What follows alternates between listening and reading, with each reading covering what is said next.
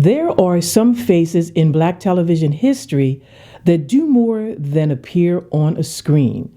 They become part of a feeling of an era. They become part of our memory, part of our households, part of the rhythm of how we remember culture itself. And for so many of us, Kiki Shepard is one of those faces. Legendary Showtime at the Apollo co-host Kiki Shepard has died. As an actress, Shepard also turned starring roles on both the big and small screen, as well as right here on Broadway, into hits. She was a fierce advocate for sickle cell disease treatment. She lived an amazing life, and Eyewitness News reporter Kimberly Richardson shows us how Shepard is being remembered tonight. She knew how to make an entrance whether Kiki Shepard was coming or going. Longtime friend Billy Mitchell. When Kiki walks into a room, all eyes are on her. Believe me. The pair first met here at the Apollo Theater, which is now paying tribute to Shepard. Monday, she suffered a sudden fatal heart attack. One friend says to lose a light so bright without warning feels like a theft of time. Even as the Black Fashion Archives continue to honor the style and legacy of Black creatives whose stories deserve deeper preservation, today feels like the right moment to gently step outside of that ongoing series and pay respect to a woman whose presence was just as unforgettable in another lane of Black cultural history. Today, I want to spotlight Kiki Shepard, the elegant, poised, and instantly recognizable co-host of Showtime at the Apollo, a Black television icon, a Harlem symbol, and a woman whose image is permanently tied to one of the most electric stages our community has ever known. Now, for many of us who grew up watching that show religiously, Kiki Shepard was never just the woman standing beside the host. She was part of the magic, part of the polish, part of the glamour. She was part of the energy that made Showtime at the Apollo feel bigger than a talent show.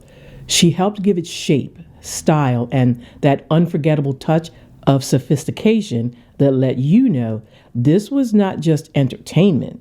This was Black culture on display in all its brilliance and all of its unpredictability and raw star power.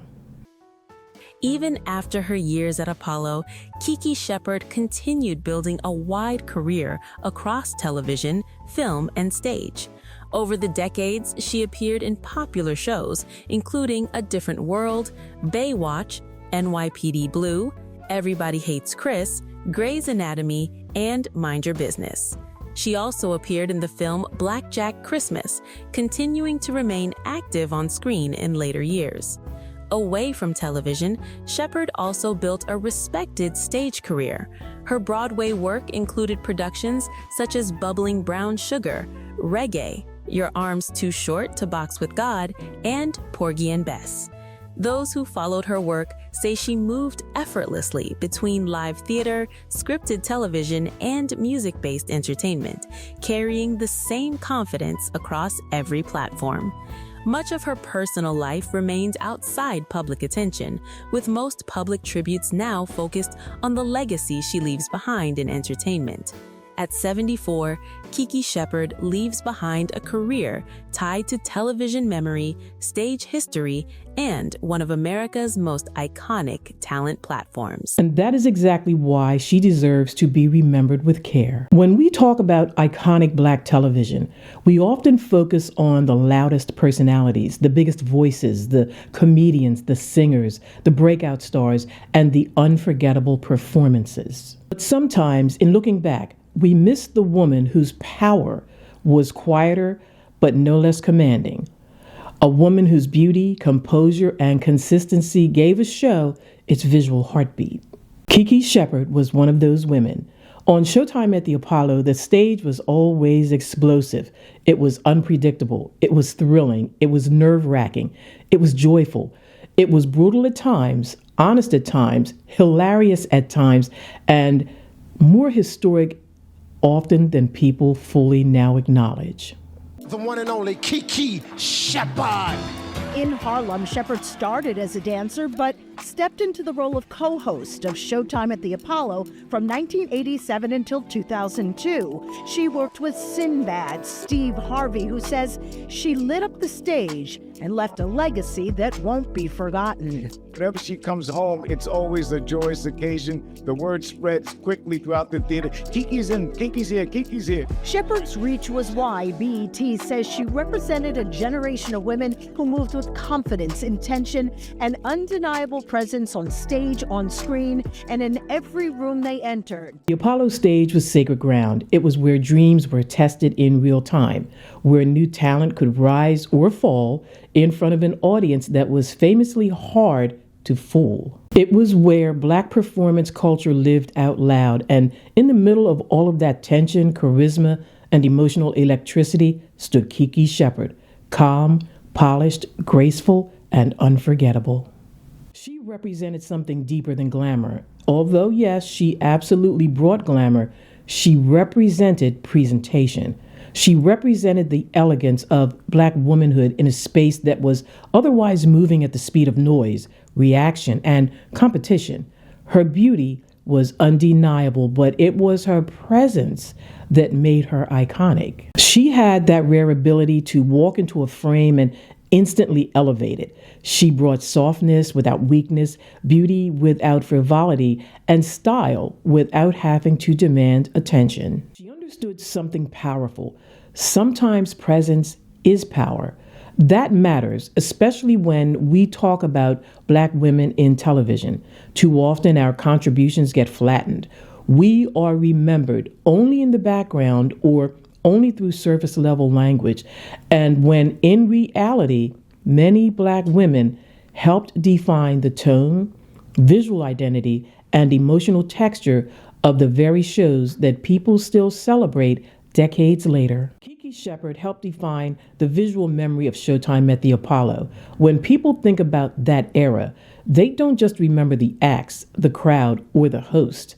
What they remember is the entire atmosphere. And she was part of that atmosphere in a way that cannot be erased. There was something so distinctly powerful about seeing her there week after week, beautiful, elegant, poised, camera ready, and completely at home in that space. She made that stage feel even more legendary because she looked like she belonged to a moment much larger than television. She looked like Black sophistication. She looked like the kind of glamour that did not need permission. She looked like Harlem royalty, even to viewers who had never stepped foot in Harlem. And that is the part of why this tribute matters. Kiki Shepard represents a kind of Black cultural memory that deserves more than careful preservation. Not just the headline makers and not just the loudest names, not just the people who were always centered in the story, but the woman whose image, grace, and consistency helped shape how an entire generation remembers an era. For many of us, Showtime at the Apollo was more than a show. It was an event. It was one of those programs that felt alive.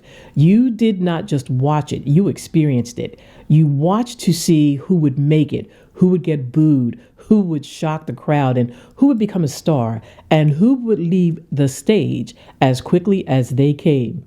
It was funny, it was thrilling, and sometimes it was ruthless, but it was ours. It reflected a very real part of Black entertainment culture where talent had to be felt, not manufactured. And in that atmosphere, Kiki Shepard offered this steady visual elegance that balanced the intensity of everything around her. She also reminds us of something important about Black hosting traditions and Black television formatting. Shows like Showtime at the Apollo were not built only on performance. They were built on presentation, chemistry, spectacle, and cultural acquaintance. The show felt like a community ritual, and Kiki Shepard was one of those people who helped make that ritual feel complete. Her image was part of the show's identity. Her presence gave the production a sense of style and continuity. She was part of what made it feel polished while still rooted in the raw spirit of the Apollo. For those of us who grew up on that program, there is also an emotional layer of memory. The mention of Kiki Shepard brings back more than her face. It brings back a whole period in Black media. Shepard's reach was why BET says she represented a generation of women who moved with confidence, intention, and undeniable presence on stage, on screen, and in every room they entered. But this was near and dear to her. The thing that I find most heartwarming about this is listening to the stories and the lives of patients. In 2006, Shepard founded the KIS Foundation, poured her heart and soul into raising awareness of sickle cell. Although she didn't have the disease, she carried the trait, leaned on others to carry out her mission, including good friend and TV host Sherry Shepard, who says, "I am devastated that you're gone, but I am rejoicing because you lived, and you lived boldly and joyfully." Shepard was 74 years old. It brings back a time when families gathered around the television, when the Apollo stage felt larger than life, and when the crowd was practically a character of its own, and when the show introduced audiences to voices, personalities, and moments that would live far beyond that stage. Her image is stitched into that memory, and that is why this is not just a casual look back. This is about respect. This is about giving flowers. This is about saying that Black women who helped define television history, even in ways that mainstream retrospectives sometimes understate, and they deserve to be named, spotlighted, and remembered properly. Kiki Shepard was not accidental to that moment. She was essential to it. And there is something else worth saying very plainly.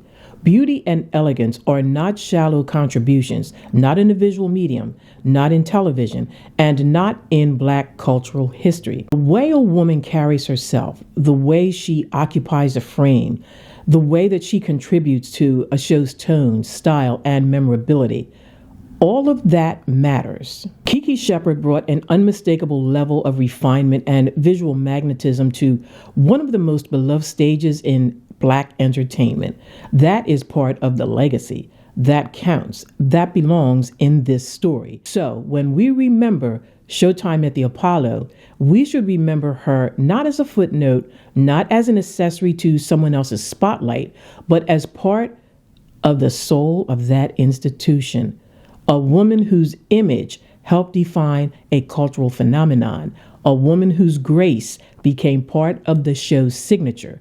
A woman whose presence still sparks instant recognition, nostalgia, and affection in those who remember what that era meant. And in many ways, that is what makes an icon, not just visibility, but imprint, not just fame, but permanence, not just being seen, but being remembered. Kiki Shepard is remembered, and so she should be.